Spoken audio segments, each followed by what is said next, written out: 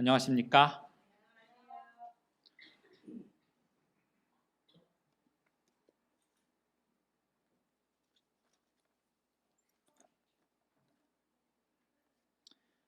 먼저 그림을 하나 보여드리고 시작을 합니다.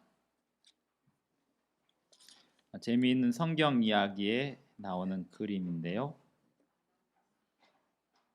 이 그림은 전 세계 모든 사람들이 적어도 기독교 문화가 들어가 있는 나라에서는 다 맞추는 그림입니다. 성경에 나오는 그림이고 또 아담과 하와의 모습이라고 사람들은 생각을 합니다. 이 그림에서 보면 하와가 아담에게 열매를 하나 건네주는데 아담의 표정이 매우 근심 걱정이 들어 있습니다. 이 그림의 훌륭한 점은 아담의 표정과 하와의 표정을 너무나 잘 그렸다는 사실입니다. 유혹하는 입장이기도 하지만 설득하는 입장이기도 하고 또 불쌍하게 측은히 권하는 입장입니다. 섬기는 모습도 보입니다. 어떻게 이렇게 한 사람의 표정을 다 담아낼 수 있는지, 그리고 아담의 표정은 이걸 받아서 먹으면 되나 안 되나 라고 걱정하고 있는 표정, 하지만 완강히 거절하고 안 된다는 무서운 표정은 못 짓고 아내가 설득하여 주는 이 열매에 대하여 깊은 생각에 빠져 있는 이 표정을 기가 막히게 그렸습니다. 표정은 잘 그렸습니다만 이 그림에서 아쉬운 부분이 있습니다. 이 아쉬운 부분은 무엇이냐면 이 두 남녀를 벌거벗긴 채 그림을 그렸다는 사실입니다. 창세기 2장에서 벌거벗었으나 부끄러워하지 아니하니라 라고 하는 이 창세기 2장 마지막 절의 구절은 그들이 실제로 이렇게 벌거벗은 채 에덴 동산에 살았다는 뜻이 아니었습니다. 이 벌거벗었다는 말은 그들이 순결했다는 뜻이고 그들이 선악을 알게 하는 나무 열매를 먹은 다음에 그들이 벌거벗은 사실을 알게 되었다라는 표현은 그들이 사실은 빛의 옷을 입고 있었고 그 빛의 옷이 선악을 알게 하는 나무의 열매를 아담이 먹을 때 사라지게 되었다는 점을 성경은 이야기합니다. 그런데 여기서 이 두 남녀를 빛의 옷을 그릴 방법을 못 찾았는지 아니면 사람들의 관념을 표현한 것인지 모르겠습니다만 이 부분은 옷만 좀 더 잘 그렸으면 좋았겠다 생각을 합니다. 왜 상체만 나오게 풀로 다 가려놨을까요? 아래도 다 나체일 거라고 생각을 해서 그림을 아주 잘 그렸습니다. 그런데 여기서 또 다른 재미있는 장면은 과일의 모양입니다. 이게 굉장히 재밌는 게 이 과일의 색깔이 빨간색이어서 언뜻 보면 사과처럼 보입니다. 그런데 이 과일의 모양이 완전한 동그라미가 아니고 약간 럭비공처럼 생긴 모양이어서 모양은 무화과처럼 생겼습니다.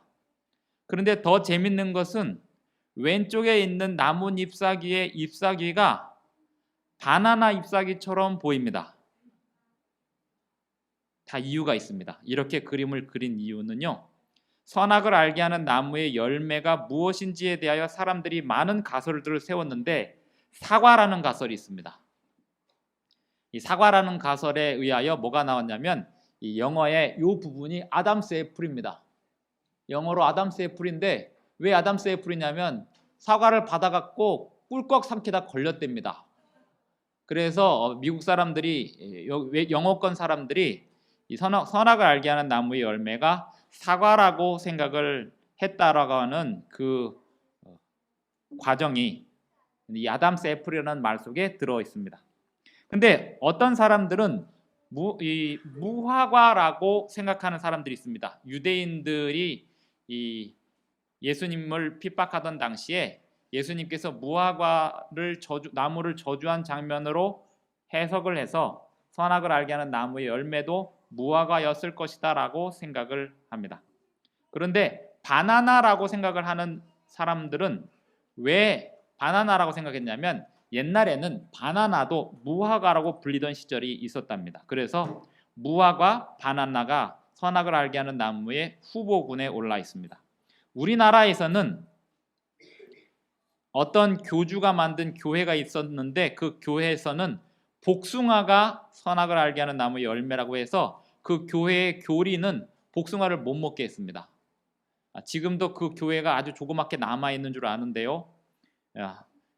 성경 말씀에 순종하는 교회가 아니고 어떤 한 사람을 교주로 섬기는 교단인데 복숭아가 선악을 알게 하는 나무의 열매라고 생각을 했습니다.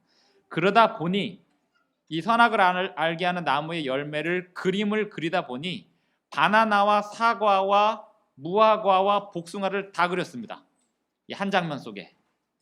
그래서 아담과 하와의 얼굴 표정과 그 다음에 나체를 풀로 가린 것, 그 다음에 나무의 열매와 풀의 모양까지 기가 막히게 그렸는데 딱 한 가지 아쉬운 점이 있다면 이 둘을 벌거벗겨 놨다는 사실입니다. 창세기 2장의 모습을 아직 이 아담이 이것을 받아먹기 전까지는 이들이 빛의 옷을 입고 있었기 때문에 제가 만약에 나중에 그림을 그릴 수 있다면 또는 누가 그림을 잘 그리는 사람이 있다면 에덴 동산의 이 장면을 빛의 옷을 입은 두 남녀로 다시 그린 그림을 찾아보고 싶은데 아직 저는 찾지 못하였으니 누군가가 찾으시던가 그림을 한번 그려보시기를 권합니다. 오늘 설교의 내용은 창세기 3장입니다. 사실 여기서 또 한 가지 결정적으로 아쉬운 점이 있다면 에덴 동산의 모습이 이렇게 생기진 않았습니다. 에덴 동산의 모습은 이보다 훨씬 아름답고 우리가 상상할 수 없는 이 지구상에서 아무리 아름다운 곳을 가보아도 그보다 더 아름다운 곳이 에덴 동산이었습니다. 사람의 상상으로 결코 그려낼 수 없는 공간이 에덴 동산이었습니다. 그 에덴 동산은 상상의 세계가 아니고 실제 있었던 세계입니다. 우리가 오늘 이 세상에 존재하는 것은 아담과 하와가 있었기 때문에 그 아담과 하와의 아들의 끝없이 내려오다 보니 우리까지 왔다는 점입니다. 우리는 모두가 다 아담과 하와의 자손들입니다. 우리가 있다는 것은 이 세상에 아담과 하와가 존재했었다는 뜻입니다. 창세기 3장이 오늘 말씀의 내용이고 주제입니다. 제목은 결코 죽지 아니한다고 했던가라고 하는 제목입니다. 창세기 3장에 있는 말씀을 제가 찾아서 읽어봅니다. 창세기 3장에 보면 창세기 3장 4절에 보면 뱀이 여자에게 이르되 너희가 결코 죽지 아니하리라. 뱀은 사탄인데요. 이 사탄이 뱀에게 선악을 알게 하는 나무 열매를 먹도록 권하면서 이 결정적인 거짓말을 했는데 이것을 먹어도 결코 죽지 않는다라고 거짓말을 했습니다. 그리고 하와는 그것을 받아 먹었고 자기 남편에게도 주매 그도 고민하다가 받아 먹게 됩니다. 그리하여 이 세상에 죄가 들어오는데요. 아담과 하와가 특별히 하와가 거짓말로 속았던 그 문장, 결코 죽지 않는다라고 하는 그 문장은 지금도 모든 사람들을 속이고 있습니다. 어떻게 속이고 있을까요? 사람이 죽지 않는다라고 속이고 있는 거죠. 자, 오늘날 많은 기독교회에서 장례식장에 가 보십시오. 그러면 어떤 분이 교회에서 열심히 신앙생활 하시던 분이 돌아가신 곳에 장례식장에 가 보시면 주보 장례식장 순서지에 뭐라고 되어 있냐면 아무개 성도 소천 예배라고 되어 있습니다. 소천이 무슨 뜻이냐면 불을 쏘 하늘 천, 풀어서 설명하자면 죽었지만 천당에 가셨다. 그래서 천당에 보내는 예배가 소천 예배입니다. 안 죽었다는 거예요. 죽었지만 영혼이 빠져나가서 하늘로 갔다는 겁니다. 그리고 죽지 않았다는 겁니다. 결코 죽지 않는다는 겁니다. 누구의 거짓말이 지금도 통하고 있는 거예요? 사탄의 거짓말이 지금도 통하고 있는 겁니다. 우리나라의 조선시대 유교 사회였습니다. 유교 사회는 부모가 죽어도 죽었다고 생각합니까? 살았다고 생각합니까? 유교라고 하는 것은 부모를 섬기는 종교입니다. 부모가 죽었지만 사실은 죽지 않고 살아서 제사를 드리면 제사밥을 먹는다, 살아있다라고 하는 겁니다. 결코 죽지 않는다라고 했던 사탄의 거짓말이 지금까지도 온 세상 사람들을 다 속이고 있는 것입니다. 결코 죽지 않는다고 했다고요? 네, 그것은 사탄의 거짓말이고요. 하나님 말씀에 순종하지 않는 사람들은 반드시 죽습니다. 죽고 장사 지내고 잠들어 있다가 예수님 오시는 날 하나님 말씀에 순종하지 않았던 사람들은 그대로 잠들어 있고 다시 이 세상에 새로이 불로 멸망하기 위하여 새로이 창조되기 직전 불로 멸망될 때 이 세상에서 하나님 말씀에 순종하지 않았던 사람들은 부활하여서 자신들의 죄값만큼 불에 타 소멸되어 완전히 사라집니다. 죽는 거예요. 하나님 말씀에 순종하지 않은 사람은 죽습니다. 소멸됩니다. 사탄이 한 거짓말은 잘못된 말이었습니다. 이 에덴 동산에 아담과 하와가 입었던 옷에 대하여 실물교훈 310쪽에 이런 말씀이 있습니다. 순결한 흰 두루마기는 본래 우리의 시조가 거룩한 에덴에 있을 때에 하나님께서 입혀주셨던 것이다. 그들은 하나님의 뜻에 완전히 일치한 생애를 살았고 저희의 모든 애정을 저희 천부께 바쳤던 것이다. 그리하여 아름답고 부드러운 하나님의 빛이 그 거룩한 부부를 둘러쌌다. 사실 창세기 1장과 2장과 3장은 요한계시록을 이해하기 위한 중요한 단서가 됩니다. 이사야서에 보면 종말을 처음부터 고했다라고 이야기합니다. 창세기 1장은 역사이면서 동시에 예언입니다. 새하늘과 새 땅이 창조될 것이라는 예언입니다. 처음부터 예언하고 계시는 것이고요. 창세기 2장에서 그들이 벌거벗었으나 부끄러워하지 않았다는 것은 벌거벗었으나 부끄러워할 필요가 없을 만큼 빛의 옷을 입고 있었다. 그리고 새하늘과 새 땅에 가면 다시 빛의 옷을 입을 것이다 라고 설명하는 장면입니다. 예수님이 부활하신 다음에 예수님이 부활하셨다는 사실을 모르고 무덤에 갔던 여인들이 천사를 만나는데요. 이 천사가 입었던 옷의 색깔이 사복음서에는 다르게 나옵니다. 어떻게 나오냐면 한 곳에서는 흰 옷을 입은 천사라고 나와요. 그런데 한 곳에서는 찬란한 광채가 나는 빛의 옷을 입은 천사라고 나옵니다. 찬란하다는 말은 다양한 색깔을 바라는 옷이라는 뜻입니다. 왜 흰 옷일까요? 사람들이 흰 옷을 입는다고 하니까 또 얼굴 그림을 흰 옷을 입혀서 그림을 그려놨는데 그것도 잘못된 그림입니다. 도무지 이 하늘나라에 가서 우리가 입은 옷을 구현해낼 수가 없습니다. 그림으로는 구현해낼 수가 없고요. 어쩌면 AI로는 구현이 가능할 겁니다. 이것은 동영상으로만 가능한 옷입니다. 왜냐하면 이 옷은 그냥 흰 천이 아니에요. 흰 천이 아니고 빛의 옷입니다. 빛의 옷이라고 하는 것은 색깔이 지금부터 드리는 말씀은 어른들은 그냥 귀 막으셔도 되고요. 애들만 들으시면 됩니다. 색깔이 있는데 색깔의 삼원색이 뭘까요? 빨강색, 노란색, 파란색이죠. 그 빛의 삼원색은 칠하면 칠할수록 어떻게 됩니까? 칠하면 칠할수록 까맣게 됩니다. 근데 빛의 삼원색이 있습니다. 색깔의 삼원색, 색깔의 페인트나 크레파스의 삼원색은 빨로파인데 얘네들은 칠하면 칠할수록 검정색이 됩니다.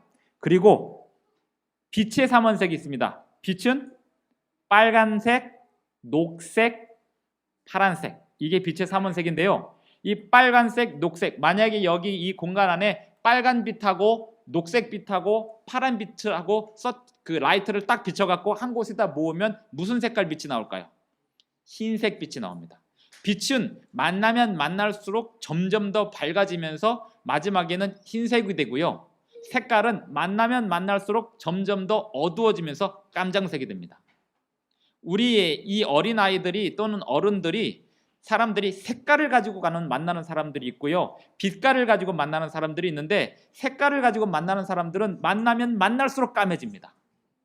어두워지고 죄만 나와요. 그런 만남은 가질 필요가 없습니다. 그런데 빛깔을 가지고 만나는 모임은 만나면 만날수록 밝아집니다. 밝은 에너지가 나오고 점점 그곳을 밝게 합니다. 그러니 사람들이 모임을 가질 때 내가 이 모임에서 빛깔을 바라는 모임이냐 아니면 색깔을 바라는 모임이냐를 판단하시고 색깔을 바라는 모임이면 중단하십시오. 빛깔을 바라는 모임이면 참여하셔야 되고요. 그리고 색깔을 바라는 모임에 가더라도 나는 빛깔을 유지하셔야 됩니다. 여기까지가 어린이들만 들으시면 되는 거였고요. 다시 이제 어른들 귀를 여시고, 자, 이 빛의 두루마기는 하늘의 순결한 영적 옷의 상징이었다. 만일 저희가 하나님께 충실했더라면 그 빛의 두루마기가 언제까지나 계속해서 저희를 두르고 있었을 것이다. AI로 만약에 동영상으로 그 그림을 그린다면 어떻게 될까요? 빛의 옷을 입은 사람이 보일 옷이 어떻게 보일까요? 일단 이건 아닙니다. 그리고 몸의 형체는 보입니다. 그런데 옷이 움직이면 어떻게 되냐면 옷이 움직일 때마다 철렁하면서 이 사람의 빛이 이 빛의 옷을 제대로 그린 영화가 제가 지금 막 떠올랐어요. 이 빛의 옷을 제대로 그린 영화가 뭐냐면 피터팬에 나오는 팅커벨입니다. 팅커벨이라는 영화를 보시면 그 팅커벨이 날아다니면서 빛의 옷을 입고 있어요. 그래서 에덴 동산에서 거니는 아담과 하와의 모습을 그리려면 사람의 모습에 그 팅커벨이 입었던 그 빛의 옷을 그대로 구현해낼 수 있으면 되는데요. 요거는 크레파스로 페인트로 절대로 못 그린다고요. 왜요? 크레파스와 페인트는 그림은 그릴수록 검정색이 되지 흰색이 되지 않으니까 이걸 빛으로 그려야만 가능한 거죠. 그러니 에덴 동산의 모습에 아담과 하와의 모습을 어떻게 그림책에다 그릴 수 있겠습니까?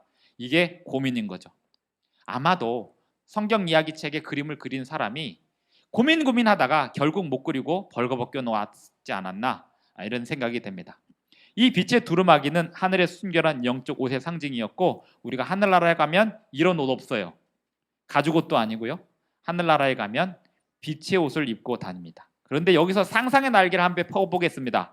어른들은 잠깐 귀 막으시고요. 어린이들만 열어서 상상을 한번 해보겠습니다. 왜냐하면 상상은 어린이들의 몫이니까요. 피터팬처럼 빛의 옷을 입었다는 것은 단지 옷일까요? 아니면 그 빛을 다룰 수 있었다는 뜻일까요? 빛의 옷, 천사와 예수님은 빛의 옷을 입고 있죠.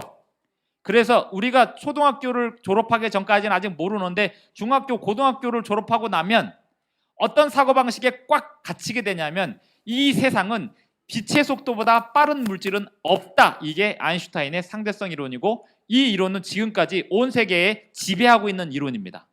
과학적으로 천사는 존재할 수가 없는 거죠.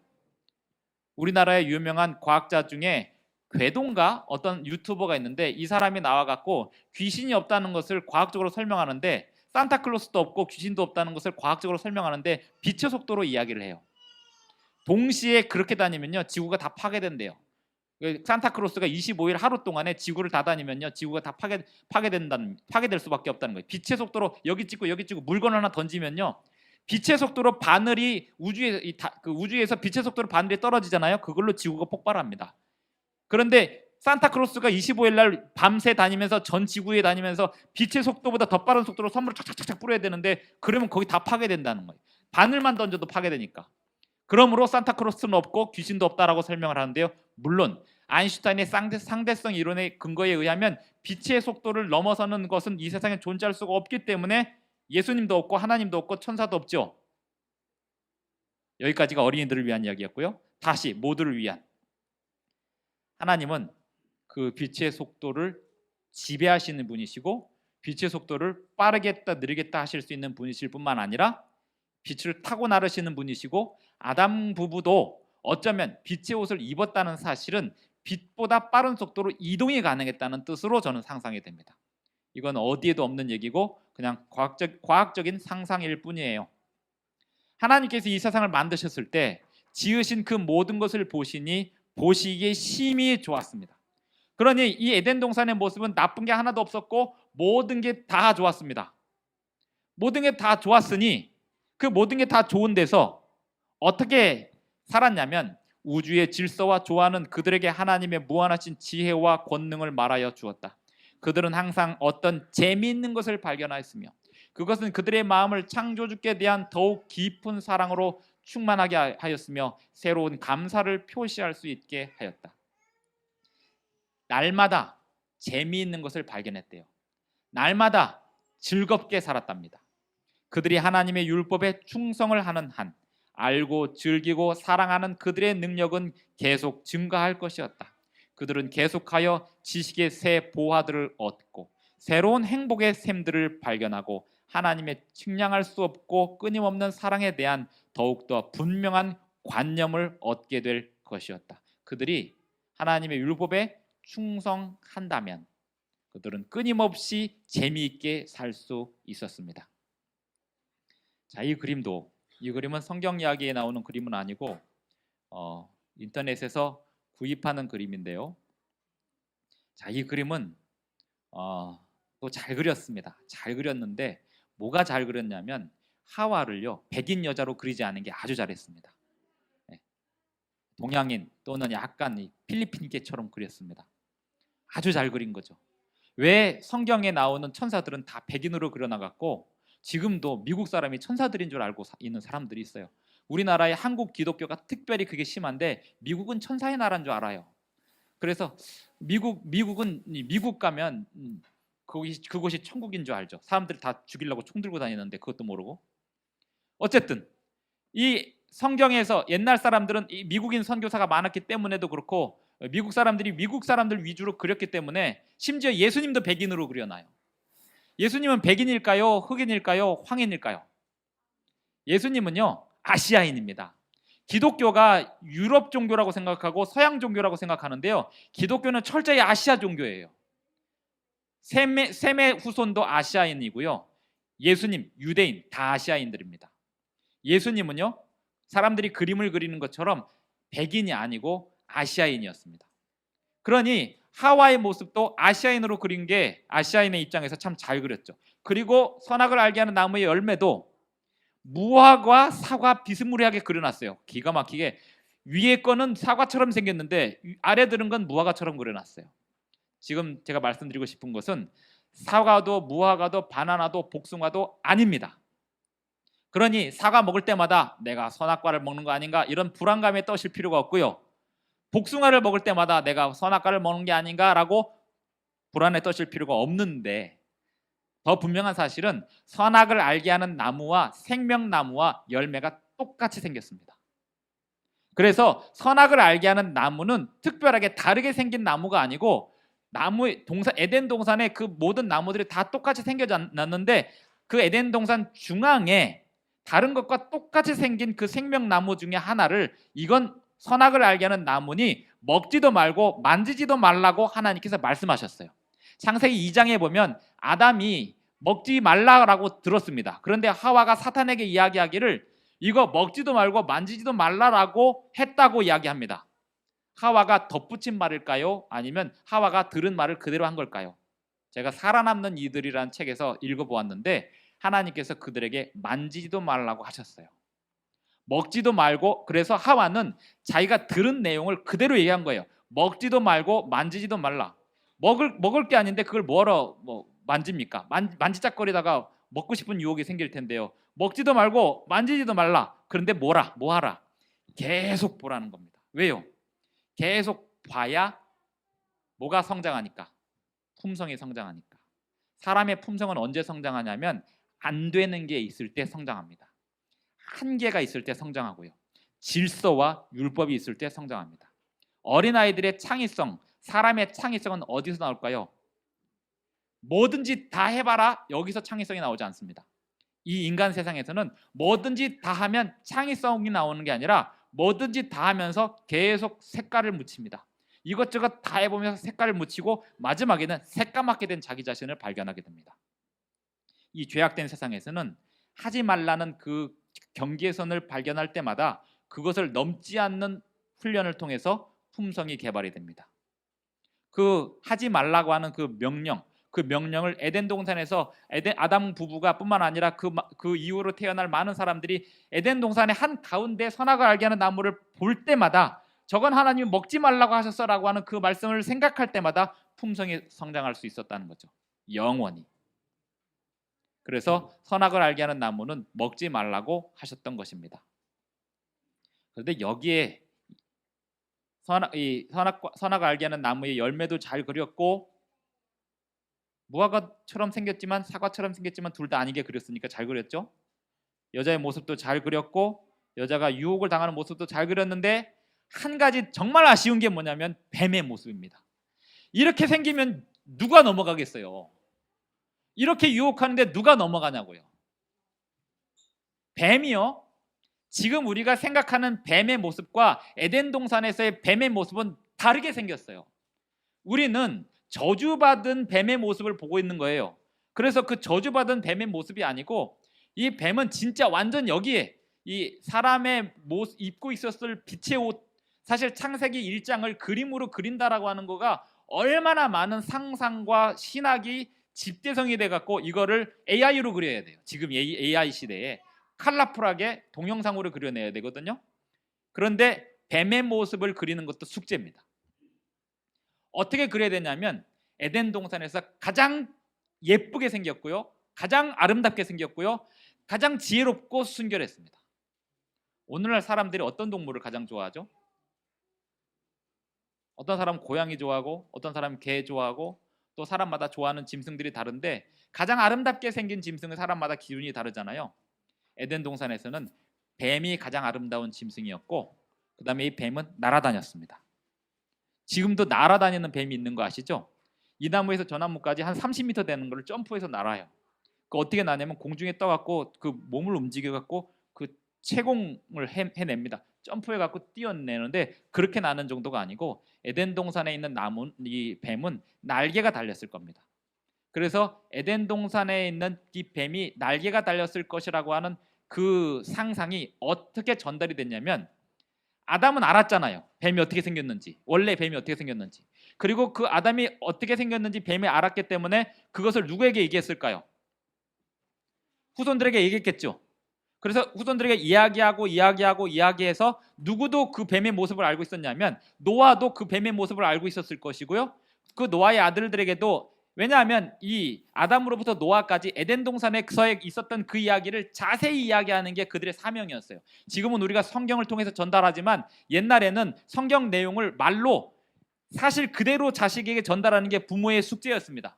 그래서 그 자식들에게 그걸 그대로 전달하다 보니 노아, 셈, 함, 야벳도 에덴 동산의 뱀의 모습을 알았고요. 이것이 그대로 전달되다 보니까 사람들의 머릿속에 남았는데 날아다니는 뱀이 있었다는 거예요, 과거에. 그래서 그 날아다니는 뱀의 모습이 동양에서 뭐가 됐을까요? 용이 되었습니다.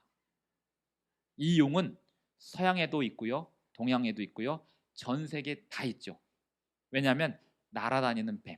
동양에서 용을요 무섭게 그립니까? 예쁘고 잘생기게 그립니까?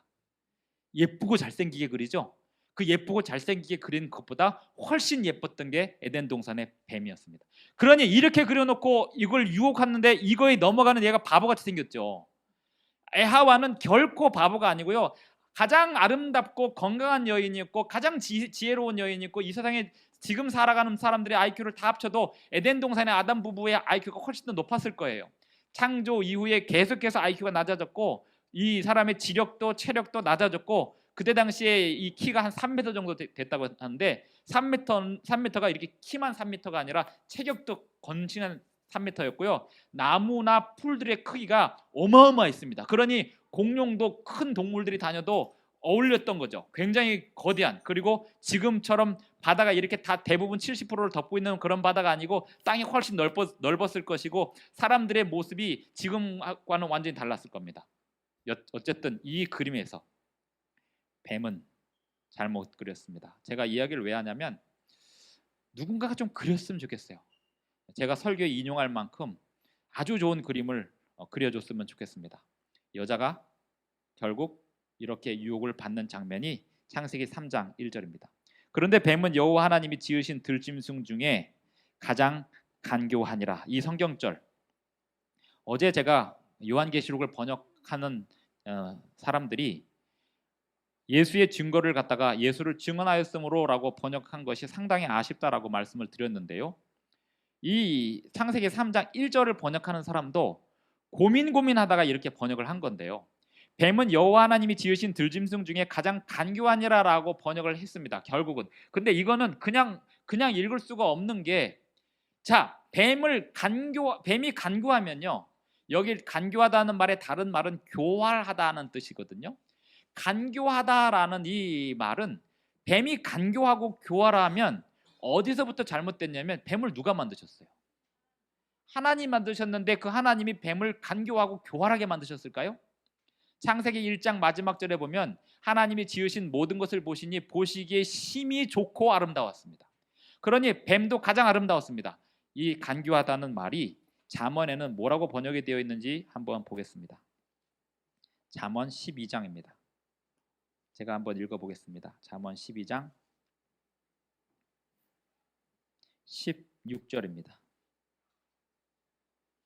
미련한 자는 당장 분노를 나타내거니와 슬기로운 자는 수욕을 참느니라.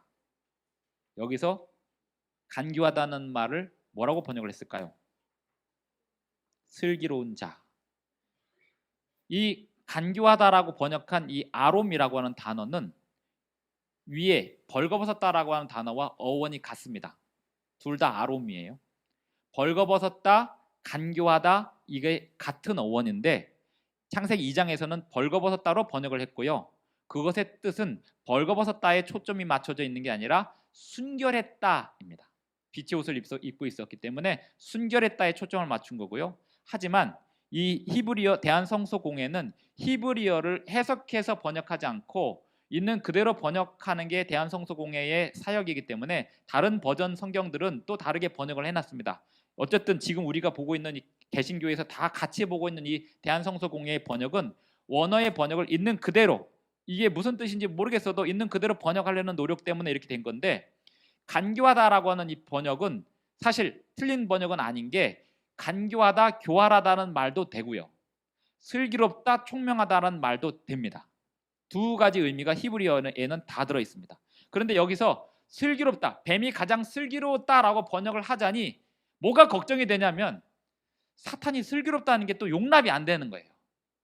이 뱀은 뱀이 아니라 사탄을 이야기하고 있는데 사탄이 슬기롭다라고 하는 게 용납이 안 되는 거예요. 이 번역하는 사람들의 입장이 아니라 읽는 사람들이 이해하기가 힘들 것 같다고 생각을 한 거죠. 차라리 뱀은 간교하니라라고 설명을 해놓고 이렇게 설교자가 설명하는 게 낫겠다라고 판단을 한 겁니다.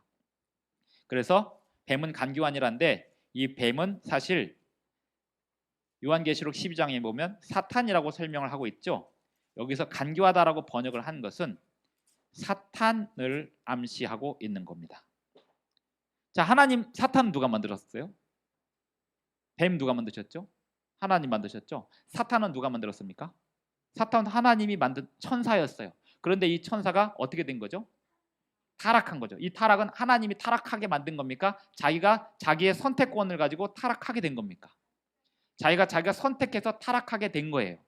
자, 그러면 이 세상에 하나님 만들었다면 죄가 왜 존재하냐고 물어보는데 죄가 왜 존재하는지에 대한 설명은 뭐가 가능하냐면 하나님이 이 천사뿐만 아니라 이 지구상의 모든 존재를 고독적으로 스스로 선택할 수 있는 존재로 만드셨고 사람과 천사가 악을 선택했기 때문에 이 세상에 악이 존재하는 것이지 하나님이 악을 창조하신 건 아니라는 사실이죠. 이것이 간교한이라는 말의 뜻입니다. 참으로 너희에게 동산 모든 나무의 열매를 먹지 말라 하시더냐라고 묻습니다. 그리고 그 다음 얘기는 우리가 잘 아는 얘기니까 4절 뱀이 여자에게 이르되 너희가 결코 죽지 아니하리라 라고 합니다. 그리고 여자가 그 나무를 봅니다. 6절에 보면 먹음직도 하고 보암직도 하고 지혜롭게 할 만큼 탐스럽기도 한 나무인지라. 여자가 그 열매를 따먹고 자기와 함께 있는 남편에게도 주매 그도 먹은지라. 여기서 사탄의 전략이 나오는데요. 사탄은 한 명 한 명씩 잡아먹지 한꺼번에 잡아먹지 않았어요. 어떻게 했냐면 이 사탄은 여자 아담 부부가 서로 떨어져 있는 시간을 노렸습니다. 그리고 떨어져 있는 시간에 여자는 선악을 알게 한 나무 볼 수 있잖아요. 보라고 만들었으니까. 보고 있는데 혼자 있는 시간에 말을 건 거죠. 그리고 여자는 그 상황에서 잘못 생각하게 뭐냐면 죄를 지은 게 아니고 받아 먹을 땐 죄졌지만 죄 짓기 전에 잘못 판단한 게 뭐냐면 내가 이 이상한 존재, 말하는 뱀이라고 하는 이상한 존재와 대화를 하면서 하나님의 말씀에 불순종하라고 하는 이야기를 듣고 있어도 내가 얘를 이길 수 있을 만큼 충분히 지혜롭다라고 판단한 거예요. 거기서 하와가 실수를 한 겁니다. 여기서 우리가 얻어야 될 교훈은 사람은 에덴 동산에 있는 사람조차도 하나님과 의논하지 않고 또 자신의 돕는 배필과 의논하지 않고 자기가 홀로 판단하는 것이 의롭고 선할 수 있다라는 착각에서 벗어나야 한다는 사실입니다. 중독의 정의가 심리학자들이 말하는 중독의 정의를 어떻게 이야기를 하냐면 매일 밤마다 친구들 만나서 술 마시는 사람을 중독자라고 안 합니다.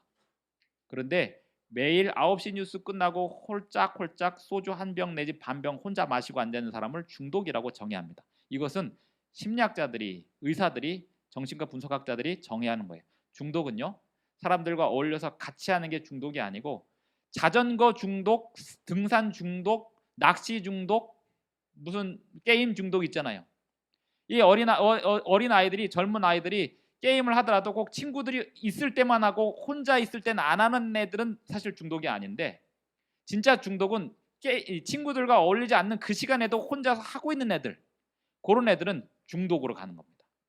그래서 자기가 홀로 있을 때 내가 스스로 판단할 수 있다라고 생각하는 것, 그것이 가장 위험한 일이고, 어린아이나 노인에 이르기까지 자기가 항상 홀로 있을 때 항상 무엇을 해야 되냐면 하나님께 기도해야 됩니다. 하나님, 제가 어떻게 판단해야 될지 도와주시고, 또 하나님께서 적절하게 사람을 보내주셔서 내가 잘못된 길로 가지 않도록 인도해 주십시오 라고 기도하는 것이 안전한 방법임을 창세기 3장에서 볼 수 있습니다. 에덴 동산에서 아담 부부는 결국 선악을 알게 하는 나무의 열매를 먹었습니다.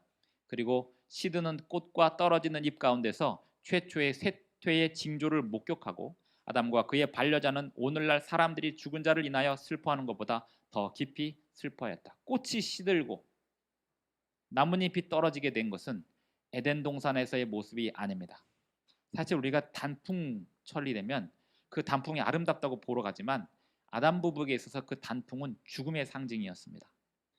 그 단풍이 죽음의 상징인데 아름답게 된 것은 하나님께서 이 죄로 말미암아 쇠퇴하게 되고 망가져버린 이 자연을 그 가운데서도 또 아름답게 만드셨어요. 가장 놀라운 건 엉겅퀴입니다.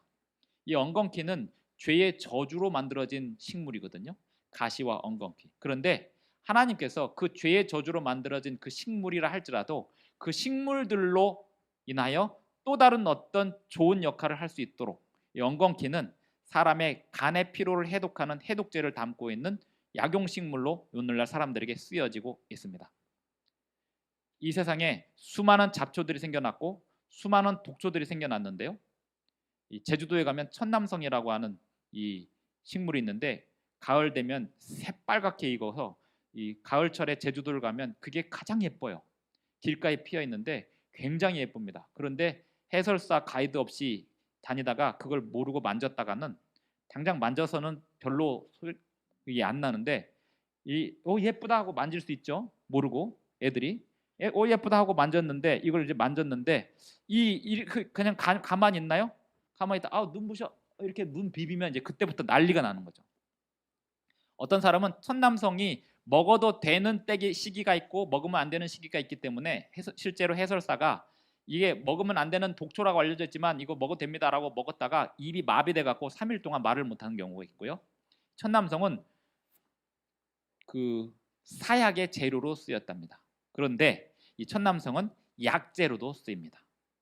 그러니 이 세상의 죄와 저주의 흔적으로 만들어진 이 불행한 모습 속에서 하나님은 그 안에 다시 또 약을 집어넣어서 사람들에게 살아갈 수 있도록 하시는 것이 하나님이 하시는 최선의 은혜입니다.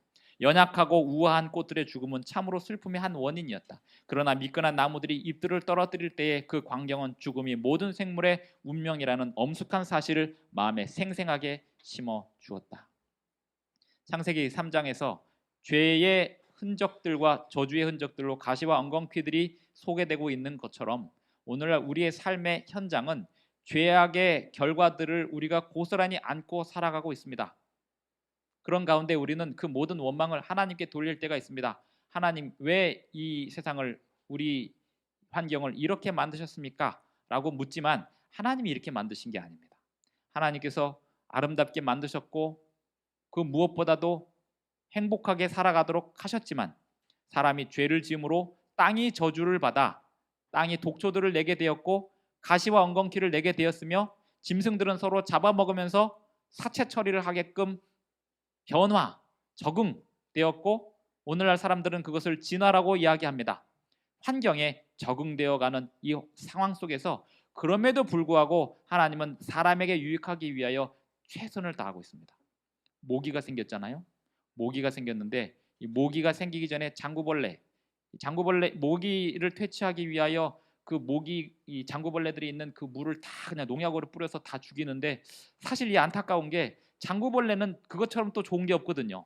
장구벌레가 더러운 물에 살죠. 왜일까요? 그 더러운 물에서 걔네들을 정수하는 역할을 하기 때문에 모기가 물속에 있을 동안에는 물을 정수하는 애들이에요. 걔네들을 다 죽여놓으면 물 정수마저도 안 하는 건데 정수하고 있는 애들을 농약 뿌려갖고 더 망가뜨리는 거죠. 그렇다고 그걸 그냥 내버려둘 수만은 없죠.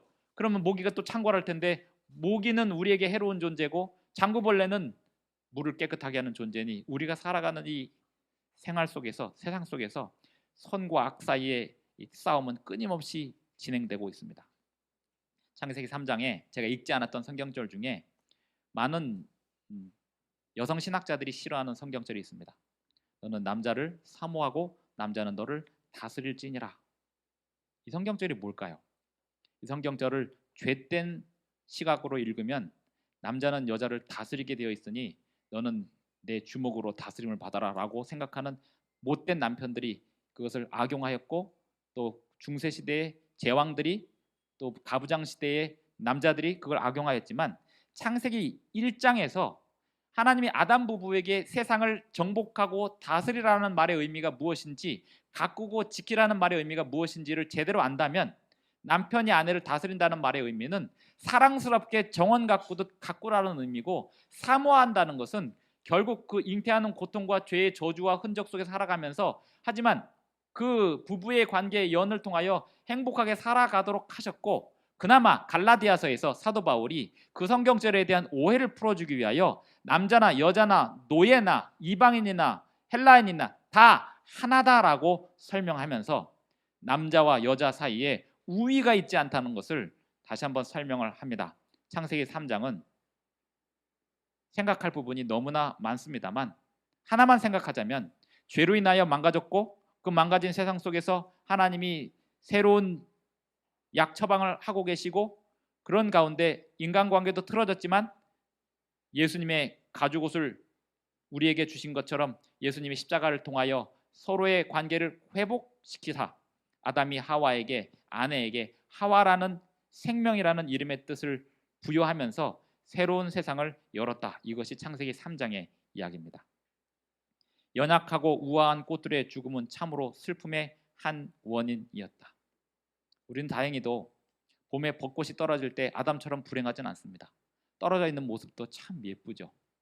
그렇게 아름답게 느껴지는 것이 우리의 마음에 좋습니다. 하지만 거기서 만족할 수는 없습니다. 꽃들이 떨어지지 않는 영원히 아름다운 에덴 동산이 실제한다는 사실을 우리는 믿는 것입니다. 우리는 아인슈타인의 상대성 이론으로 빛의 속도보다 빠른 물질은 세상에 존재할 수 없다라고 하는 과학적인 믿음을 가지고 살아가는 사람이 아니라 빛을 만드신 하나님이 계시고 빛보다 빠른 속도로 우리의 기도를 하나님께 전달하는 천사가 있고 우리도 그 빛보다 빠른 속도로 우주를 다닐 것이다 라고 하는 믿음을 가지고 살아가셨으면 좋겠습니다. 다 같이 일어나셔서 529장 찬미 부르시고 기도하겠습니다.